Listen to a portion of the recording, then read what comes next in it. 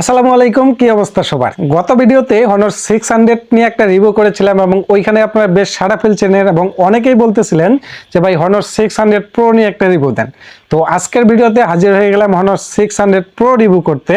এই ফোনটা বর্তমানে অফিসিয়াল 12GB 256GB ভ্যারিয়েন্টটি পাওয়া যাচ্ছে 1 টাকা কম 1 লক্ষ টাকায়, আর আনঅফিসিয়াল পাওয়া যাচ্ছে 75 হইতে 76,000 টাকায়।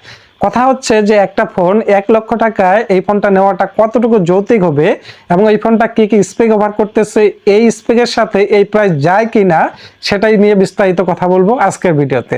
চলুন এই ফোনটা নিয়ে বিস্তারিত জেনে আসি। তবে তার আগে ছোট্ট একটা অনুরোধ থাকবে, আপনি যদি আমার চ্যানেলে নতুন হয়ে থাকেন অবশ্যই চ্যানেলটা সাবস্ক্রাইব করে আমার পাশে থাকবেন। চলুন ভিডিও শুরু করা যাক। প্রথমে যদি ফোনটা ডিজাইন নিয়ে কথা বলি, ডিজাইনটা আসলে নতুন করে কিছু বলার নেই। এটা আইফোনকে কপি করা হয়েছে, আইফোন 17 Pro কে কপি করা হয়েছে, এটা নিঃসন্দেহে সবাই বলবে। আর ডিজাইনটা এমন ভাবে কপি করা হয়েছে একদম হুবহু আইফোনের মতোই কপি করা হয়েছে, কোনো রকমের পার্থক্য নেই।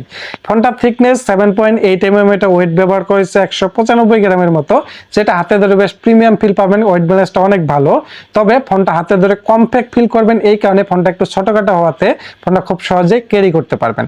এই ফোনটাতে ফন্টে ব্যবহার করেছে গ্লাস আর ফ্রেমটা ব্যবহার করেছে অ্যালুমিনিয়ামের। ফোনটাতে IP68 এবং IP69K এর মতো রেটিং থাকছে, অর্থাৎ এই ফোনটা আপনি নিয়ে চুবাইতে পারবেন পানিতে, কোনো রকমের সমস্যা হবে না, কোনো রকমের ধুলাবালিও কিন্তু এই ফোনটায় ঢুকবে না। তো ওভারঅল এই ফোনটার ডিজাইন বিল্ড কোয়ালিটি আমার কাছে ভালোই মনে হয়েছে।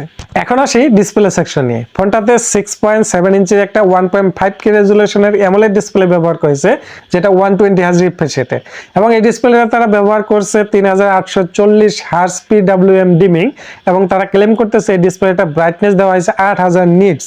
তো এই ডিসপ্লেটা খুবই ভালো একটা ডিসপ্লে হবে, এটা নিঃসন্দেহে বলা যায়। কালার কোয়ালিটি একদম ন্যাচারাল কালার দিবে, বিশেষ করে স্মুথ মেনেস খুবই ভালো পাবেন। অ্যামোলেড ডিসপ্লে হওয়াতে তো কালার কোয়ালিটির কোনো ঘাটতি থাকবেই না। এবং এই ডিসপ্লেটাতে কিন্তু তারা কি প্রোটেক্ট ব্যবহার করছে সেটা ক্লিয়ার করেনি, তবে ভাই এই জিনিসটা অবশ্যই চাইনিজ কোম্পানিগুলো এখন আস্তে আস্তে গোপন রাখতেছে। আর এখানে যদি কর্নিং গোরিলা গ্লাসের মতো কোনো গ্লাস ব্যবহার করতে তাহলে মনে ভালো হতো, তবে তারা হয়তো এখন তাদের নিজস্ব কোনো গ্লাস ব্যবহার করতেছে। আর ব্রাইটনেসের কথা যদি বলি, ব্রাইটনেসটা আসলে যেখানে 3000 বা 3500 নিটস যদি ব্রাইটনেস থাকে, সেক্ষেত্রে কিন্তু আমরা ইনডোর আউটডোর এবং ড্রিঙ্কস সানলাইটও ব্যবহার করতে পারবো। তো এখানে 8000 নিটস ব্রাইটনেস এটা তারা ক্লেম করতেছে, এটা কতটুকু সত্য সেটাই জানবে। তবে আমার মনে হয় যে আপনারা যদি 3000 নিটস একটা ফোনের ডিসপ্লের সাথে আপনারা এটাকে কম্পেয়ার করেন, তাহলে খুব একটা পার্থক্য চোখে পড়বে না। তো ওভারঅল সবকিছু বিবেচনা করলে ডিসপ্লেটা খুবই ভালো একটা ডিসপ্লে হবে। এখন আসি পারফরমেন্স সেকশন নিয়ে। ফোনটাতে যদি সফটওয়্যার নিয়ে কথা বলি, এখানে Android 16 ব্যবহার করেছে, ম্যাজিক OS 10। আর যেহেতু ম্যাজিক OS 10 ব্যবহার করেছে, সফটওয়্যার এক্সপিরিয়েন্স খুবই ভালো হবে, এটা নিয়ে কোনো ক্লেম করার কোনো কিছু নেই। আর এখানে কিন্তু তারা 6 বছরের মেজর অ্যান্ড্রয়েড আপডেট দিবে, এটা খুবই ভালো একটা দিক। কারণ হলো যে একটা কোম্পানি আপনাকে 6 বছর পর্যন্ত আপডেট দিবে, এটা খুবই ভালো, কোম্পানিটার একটা খুব ভালো দিক, এটা আমার কাছে মনে হয়েছে।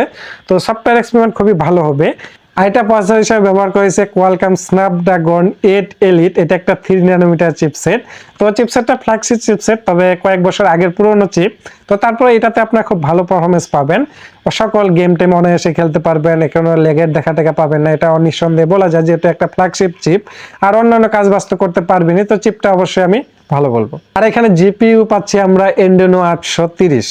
এখন আসি ক্যামেরা সেকশন নিয়ে। ফোনটাতে 200 মেগাপিক্সেলের প্রাইমারি ক্যামেরা ব্যবহার করেছে, 50 মেগাপিক্সেলের টেলিফটো ক্যামেরা এবং 12 মেগাপিক্সেলের একটা আলট্রা ওয়াইড ক্যামেরা। ভাই ক্যামেরা সেটআপটা একদম পারফেক্ট ক্যামেরা সেটআপ আমরা যেটাকে বলি সেটা এখানে ব্যবহার করেছে। ক্যামেরা কোয়ালিটি নিঃসন্দেহে ভালো হবে, এবং এখানে যেহেতু 50 মেগাপিক্সেলের একটা টেলিফটো ক্যামেরা ব্যবহার করেছে, এটা দিয়ে আপনি অপটিক্যাল জুম করে অনেক দূরের বস্তুও কিন্তু খুব ভালোভাবে পোর্ট্রেট মোডের ছবিগুলো তুলতে পারবেন। তো এটা নিঃসন্দেহে বলা যায়। আর এটা দিয়ে আপনি ভিডিও করতে পারবেন সর্বোচ্চ 4K 60 fps পর্যন্ত। তবে ভালো বিষয় হলো আপনি যখন ভিডিও করবেন তখন এটাতে একটা সুবিধা পাবেন, এখানে EIS এবং OIS দুইটারই সাপোর্ট থাকছে। অর্থাৎ ভিডিও করার সময় যখন আপনি হাঁটবেন বা আপনার হাত যদি লড়ে, সেক্ষেত্রে কিন্তু এটা ভিডিওর মধ্যে খুব একটা প্রভাব পড়বে না। তো ক্যামেরা কোয়ালিটি নিঃসন্দেহে ভালো হবে। অ্যান্ড সেলফি ক্যামেরা ব্যবহার করছে 50 মেগাপিক্সেলের, সেটা দিয়ে আপনি ভিডিও করতে পারবেন সর্বোচ্চ 4K 60 fps পর্যন্ত। সর্বশেষে এটা ব্যাটারি নিয়ে যদি কথা বলি, এখানে 7000 mAh একটা ব্যাটারি দিছে এবং 80 ওয়াট একটা ফাস্ট চার্জার দিছে। তো চার্জার এবং ব্যাটারি নিয়ে কোনো ক্লেম নেই, নিঃসন্দেহে ভারী ইউজ করলে 1 থেকে 1.5 দিন ব্যাটারি ব্যাকআপ পাবেন, এবং যদি হালকা ইউজ করেন সেক্ষেত্রে 2 দিন পর্যন্ত ব্যাটারির ব্যাকআপ আপনারা পেয়ে যাবেন। তবে এই ফোনটাতে আরো কিছু ফিচার আছে, যেমন এটাতে এআই কিছু ফিচার আছে, নতুন ফিচার, যেগুলো দিয়ে আপনি একটা ছবি তুলে সেটাকে আপনি ভিডিও কনভার্ট করতে পারবেন।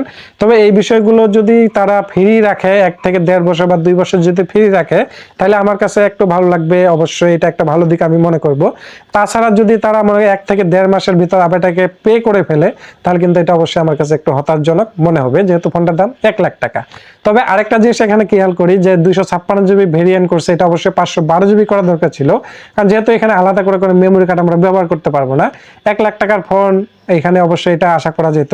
তবে আরেকটা বিষয়, স্টোরেজের বিষয়টা আমি বলি, কারণ হলো এখানে 3.1 ব্যবহার করছে, এখানে তারা ইউএফএস 3.1টা এসে অবশ্যই একটু আমার কাছে বেমানান মনে হয়েছে। আর যেটা র্যামের বিষয়টা, সেটা কিন্তু LPDDR5X দিছে, এটা তো মানানসই আছে। তো ওভারঅল আমি যদি বলি যে এই ফোনটাতে আমি যে বিষয়গুলো আপনাকে বললাম, র্যামের বিষয়টা এবং স্টোরেজের বিষয়টা, এই বিষয়গুলো বাদ দিয়ে ওভারঅল আমার কাছে এই ফোনটা ঠিকঠাকই মনে হয়েছে। তো এই মুহূর্তে আপনি যদি বলেন যে অফিসিয়াল নিব না আনঅফিসিয়াল নিব এই ফোনটা, আমি বলবো যে যেহেতু আনঅফিসিয়াল ফোন নিতে কোনো সমস্যা নেই আমাদের, যেহেতু ফোনটাতে বন্ধ হবে না, আপনি খুব সহজে চালাইতে পারবেন, তো অবশ্যই বলবো যে আনঅফিসিয়াল নেওয়াটা এটা বেটার হবে, কারণ অনেকগুলো টাকা আপনি কম পাচ্ছেন, মোটামুটি 25,000 26,000 টাকা। তো অবশ্যই বলবো এটা আপনি আনঅফিসিয়ালি নেন। আর যদি বলেন যে না অফিসিয়াল ফোন নেবো, অফিসিয়াল ওয়ারেন্টি লাগবে আমার, বা আপনার ফোনটা যে হুট করে হারায় যায় বা কোনো চোরে টোরে নিয়ে যায়, সেক্ষেত্রে কিন্তু অফিসিয়াল নিয়ে এই দিক দিয়ে আপনার সেভে থাকবে, ফোনটাতে কিন্তু আপনি অফিসিয়াল নিয়ে অফিসিয়াল ওয়ারেন্টি গুলো পেয়ে যাবেন। তো এখন আপনি সিদ্ধান্ত নেন যে এই ফোনটা আপনি কোনটা নেবেন।